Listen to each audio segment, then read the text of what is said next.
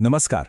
आज हम एक ऐसे एहसास के बारे में बात करने वाले हैं जिसे कई लोगों ने महसूस किया है पर जिस पर ज्यादा बात होती नहीं है। वो एहसास है बहुत जल्दी बड़ा हो जाने का। तो चलिए इसे थोड़ा और समझते हैं। ये लाइन पता है इस पूरे अनुभव को एक ही बार में बयां कर देती है। बचपन कोई एक दिन में खत्म नहीं होता, ये तो धीरे धीरे बिल्कुल खामोशी से बस बड़ा हो जाता है। तो चलिए थोड़ा और गहराई में उतरते हैं, समझते हैं कि आखिर इस एहसास के पीछे का मनोविज्ञान है क्या, इसकी जड़ें कहाँ हैं। साइकोलॉजी में ना इसके लिए एक शब्द है, पेरेंटिफिकेशन। इसका सीधा सा मतलब है जब एक बच्चे को अपनी उम्र से बहुत पहले ही अपनी या दूसरों की भावनाओं को संभालने की जिम्मेदारी मिल जाती है। तब होता यह है कि उनका दिमाग अपनी ज़रूरतों को दबाकर बस मुश्किलों को सुलझाने और मैच्योर बनने पर फोकस करने लगता है। और पता है सबसे खास बात क्या है? ये फैसला बच्चा अक्सर खुद ही ले लेता है, अपने मन ही मन में। कोई उसे कहता नहीं है, वो बस हालात देखकर समझ जाता है कि अगर उसने जिम्मेदारी नहीं ली तो शायद कोई और नहीं लेगा। तो इसका सबसे पहला असर क्या होता है? ये सिर्फ एक पर्सनालिटी की बात नहीं है, बल्कि ये मुश्किल समय में खुद को बचाने का एक तरीका बन जाता है। एक ऐसी ताकत जो ज़रूरत से पैदा हुई है। यहाँ ना एक बहुत बड़ा फर्क दिखाई देता है बाहरी और भीतरी दुनिया में। बाहर से देखने में तो ये लोग बहुत मजबूत, शांत और आत्मनिर्भर लगते हैं, पर अंदर ही अंदर किसी के दिए सहारे पर पूरी तरह भरोसा करने में उन्हें बहुत मुश्किल होती है। इस टेबल को देखिए, ये फर्क कितना साफ है। जहां एक आम बच्चे का बचपन खेलने कूदने और अपनी ज़रूरतें बताने में गुजरता है, वहीं इस बच्चे का फोकस प्रॉब्लम सॉल्व करने, अपनी ज़रूरतें दबाने और दूसरों को आराम देने पर चला जाता है।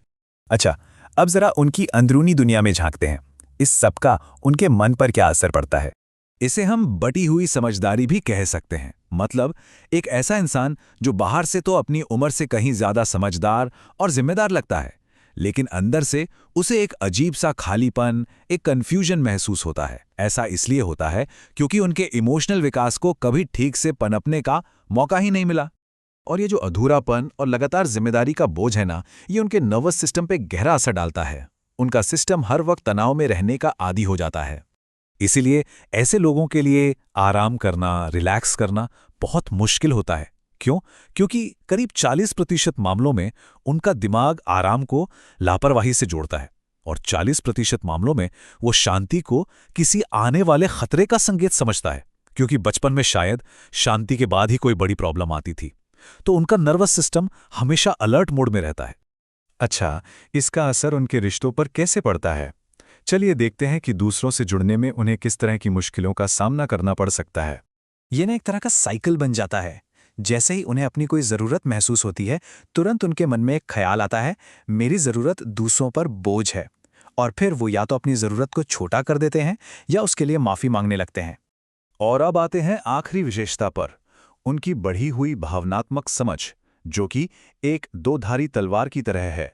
मतलब एक तरफ तो वो दूसरों के मूड और भावनाओं को बहुत जल्दी समझ लेते हैं, प्रॉब्लम्स का अंदाज़ा पहले ही लगा लेते हैं, लेकिन दूसरी तरफ खुद को बचाने के लिए वो अपने चारों ओर एक इमोशनल दीवार खड़ी कर लेते हैं, क्योंकि वो जानते हैं कि बिना किसी सुरक्षा के किसी की परवाह करने की कीमत क्या चुकानी पड़ सकती है।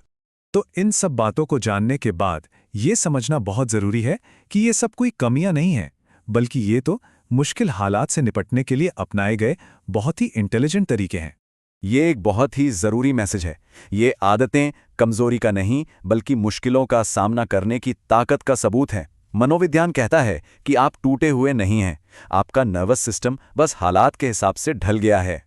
सुरक्षा से पहले जिम्मेदारी सीखिए और कोमलता से पहले ताकत।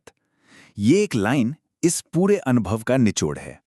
और देखिए, हीलिंग का मतलब ये बिल्कुल नहीं है कि वो ताकत चली जाएगी। नहीं, हीलिंग का मतलब है ये सीखना, ये मानना कि अब आराम करना, अपनी ज़रूरतों को महसूस करना और दूसरों से मदद लेना बिल्कुल सेफ है।